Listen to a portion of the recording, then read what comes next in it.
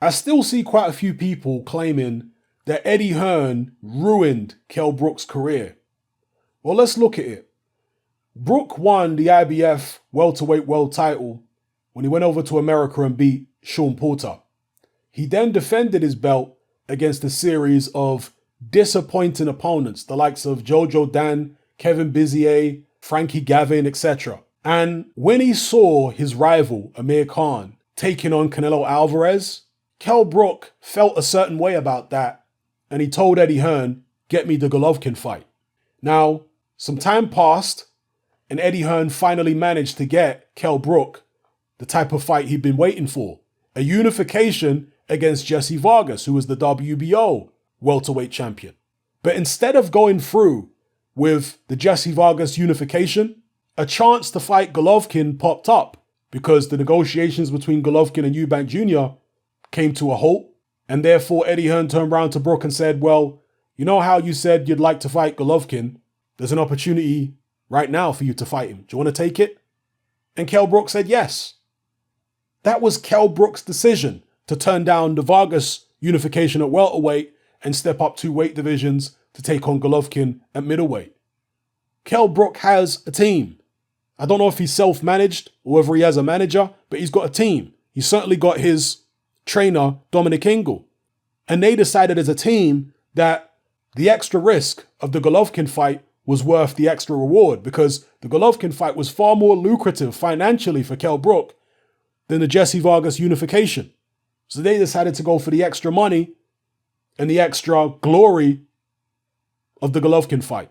Wasn't forced into it by Eddie Hearn. Now, some people say Hearn shouldn't have given him the opportunity.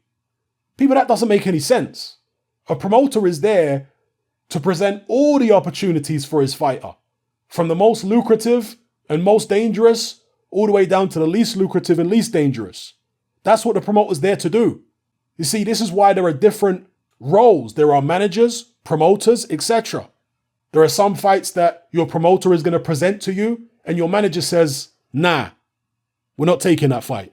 So look, promoters like Eddie Hearn, Bob Arum, Frank Warren, they do immoral things.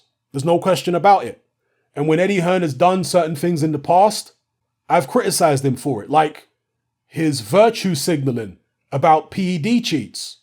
He has been a massive hypocrite over the years with regards to that. And I've done videos about it. But there's also this thing in boxing where people think it's cool. It makes them cool, trendy, or it makes them hardcore to criticize whoever's the most popular. But it doesn't. It just makes you an idiot, try hard, who's trying your best to seem like you're some type of outlaw or something, and that people should listen to you because you go against the mainstream, when actually you're just making a complete donut of yourself. And you've got no respect for the truth, and you're clearly outrageously biased and have no intention or perhaps even ability to be objective. When Eddie Hearn is due criticism, I'm the first one to step up and give him the criticism. But in this instance here with Kell Brook, Brook made them decisions. All Hearn did was present him with the opportunities. Brook is a grown man. Dominic Ingle's a grown man. If Brook has got a manager too, I don't know if it's Ingle, whoever they are, they're all grown men. They chose to turn down the Vargas unification at welterweight and step up to middleweight to fight Triple G. They chose that. So what? They've got no responsibility for their own actions at all. All of it has to be blamed on Eddie Hearn. How the hell does that make sense? This is ridiculous. On top of that, another aspect of Kell Brook's career is his lifestyle outside of the ring. Does Eddie Hearn control that too? I mean, we know some of the things that he's been involved in. He got stabbed in the leg, and it's not difficult to find out what that was all about. Many of you know. He also was in a car crash. It's not difficult to find out what that was all about. Many of you know.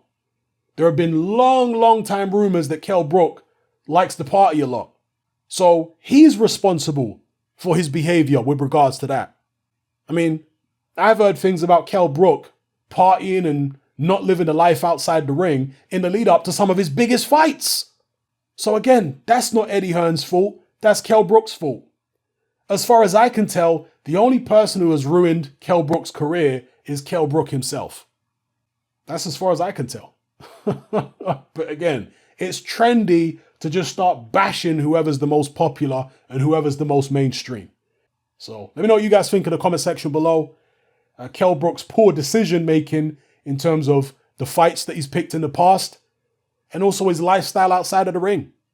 Let me know, people. What's happening? I'm out.